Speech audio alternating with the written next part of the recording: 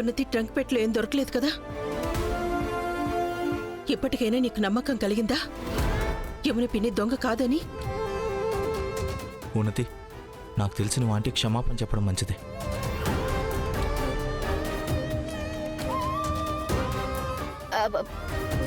Please నన్ను క్షమించండి. అది యాక్చువల్లీ మా అమ్మమ్మల కాలం నాటి హారం. ఒక్కసారిగా నేను అలమారా తెరిచి అది కనిపించకపోయేసరికి నేను చాలా పానిక్ అయిపోయాను. I'm very sorry. ఏం పర్వాలేదు. అయినా ఇలాంటి సమయంలో ప్రతి అమ్మాయికి చిన్న విషయం కూడా పెద్దగా కనిపిస్తుంది. చూడు, ఇప్పుడు నా గదిలో అయితే హారం దొరకలేదు. మరి మనం ఉన్నతి గదిలో చూస్తే బాగుంటుంది కదా. ఎవరికి తెలుసు ఆ హారం అక్కడే ఉందేమో, తను సరిగ్గా చూడలేదేమో. అవును యమున పిన్ని, బహుశా మీరు చెప్పేది కూడా నిజమే. మనం ఒకసారి ఉన్నతి రూమ్ లో చెక్ చేయడం మంచిది.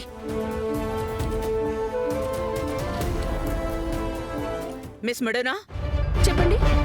నువ్వు బొకే తీసుకుని ఎక్కడికి పరుగులు తీస్తున్నావు? అది అత్తయ్య గారు, రేఖ నాకు ఎప్పుడు వర్క్ చెప్పదు. ఈరోజు ఫస్ట్ టైం నాకు ఒక వర్క్ చెప్పింది. నేనేమో అది కూడా మర్చిపోయాను. అందుకే ఇది తనకిచ్చి కంప్లీట్ చేయబోతున్నాను. ఇంతకీ రేఖకి ఇది ఎందుకు కావాలి? తెలీదు. కానీ తను ఈరోజు చాలా ఫస్ట్ క్లాస్ గా రెడీ అయింది. నిజంగా బాగుండేలా ఉంది. నాకు తెలిసి ఏదో స్పెషల్ ప్లాన్ చేస్తుంది. అయితే నువ్వు కూడా ఏదైనా స్పెషల్ గా ప్లాన్ చేయొచ్చుగా. ఏంటిది? వెళ్ళి నా కోసం సోంపు వేయకుండా టీ తీసుకో. ఏ కాదు, వెళ్ళు. ఇది నేను రేఖకి ఇచ్చేస్తాను. అరే వెళ్ళు.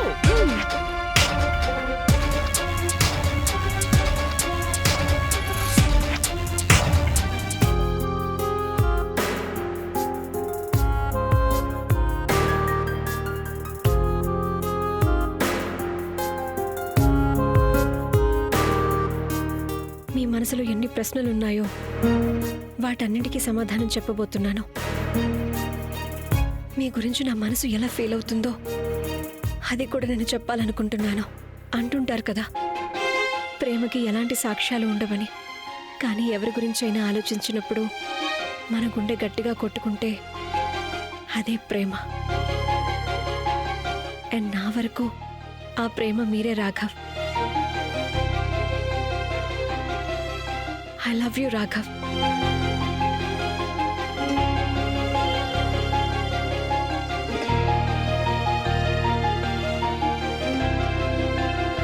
And నేను మీరు లేకుండా బ్రతకలేను. యో నో నో నో నో. రేఖ వీడియో మెసేజ్ రాఘవకి చేరే లోపు నేను రాఘవ దగ్గరికి వెళ్ళి తీరాలి. లేదంటే అనర్థం జరిగిపోతుంది.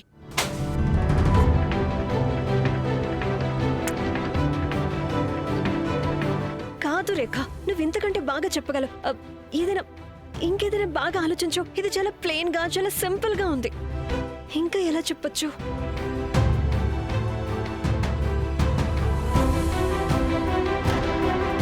రాఘవా, తలనొప్పిగా ఉందా ఏంటి? ఇవ్వు, నేను నా మ్యాజిక్ చేతులతో మర్దన చేస్తాను. కానీ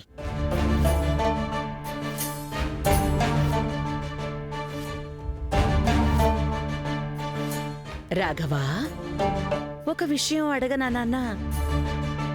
నువ్వు ఇంతవరకు రేఖతో ఆ డైవర్స్ పేపర్స్ గురించి ఏమీ చెప్పలేదు కదా? లేదత్తయ్య. అలాగా.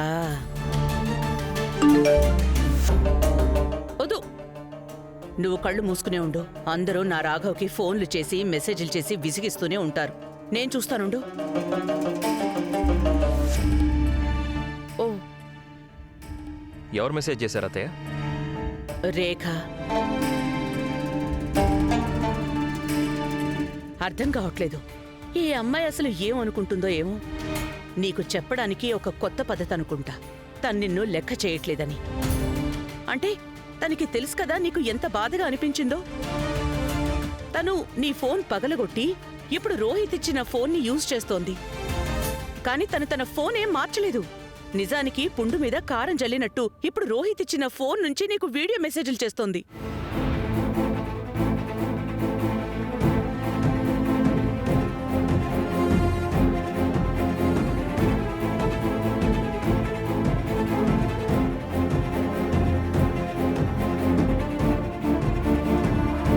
నాకసలేం అర్థం కావట్లేదు. ఈ అమ్మాయి అసలు ఏం చెప్పాలనుకుంటోంది? తనకి తెలుసు కదా నీకు ఎంత బాధగా ఉందో. కానీ ఎలా అనిపించిందో తెలుసా, ఏదో నీ మనసు విరగ్గొట్టి నేను ఇంత బాధ పెట్టినా సరే తనకసలేం లెక్క లేదు అన్నట్టు. తనని ఏం చెయ్యాలసలు?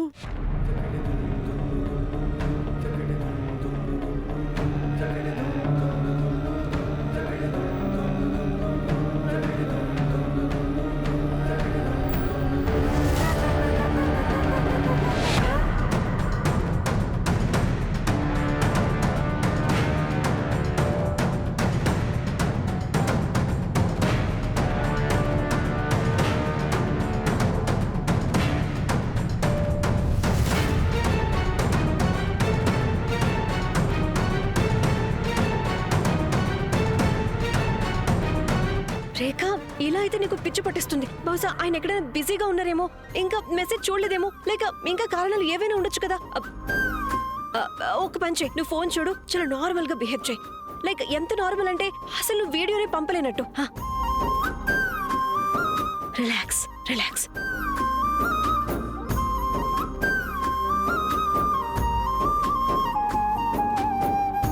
రెండు బ్లూటిక్సా?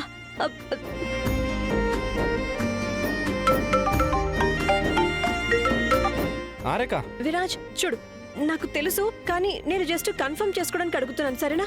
జస్ట్ కన్ఫర్మ్ చేసుకోవడానికి. రెండు బ్లూటిక్స్ వచ్చాయంటే దానికి అర్థం ఏమిటి? నీకు 2 బ్లూ స్టిక్స్ అంటే ఏంటో తెలుసు అంటే స్మార్టేలే నువ్వు. ప్లీజ్ బాయ్, నన్ను పని చేసుకో నువ్వు. నేను చెప్పాను కదా, జస్ట్ కన్ఫర్మ్ చేసుకోవడానికి అడుగుతున్నాను, ప్లీజ్ చెప్పు. చూడు, 2 బ్లూ టిక్స్ అంటే అర్థం నువ్వు ఎదుటి వాళ్ళకి ఏదైనా మెసేజ్ పంపించావో అది వాళ్ళు రీడ్ చేసినట్టు. థ్యాంక్ యూ, ఇదే వినాలనుకున్నాను. నువ్వు నా బెస్ట్ ఫ్రెండ్వి, బెస్ట్ కలీగ్వి, బెస్ట్ కాలేజ్ ఫ్రెండ్వి, ఏదైనా సరే నువ్వు బెస్ట్ అంతే. సరే సరే. తనకి నిజంగానే మైండ్ బ్లాక్ అయిందా ఏంటి?